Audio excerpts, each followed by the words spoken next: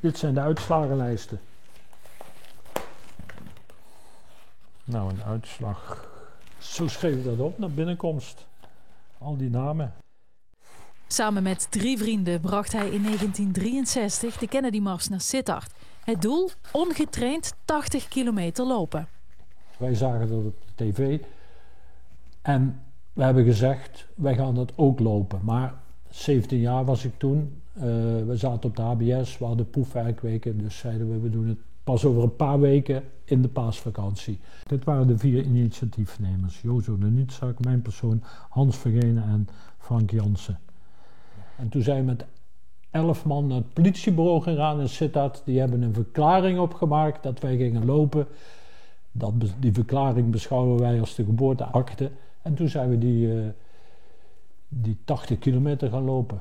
Wij waren wat dat betreft, ja, baanbrekend is een groot woord, maar pioniers toch wel.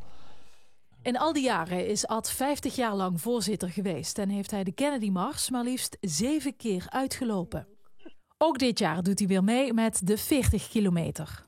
Maar dat zal wel de laatste keer worden, denk ik. Ik ben nu 79 en je merkt dat het tegen die leeftijd allemaal steeds moeilijker wordt.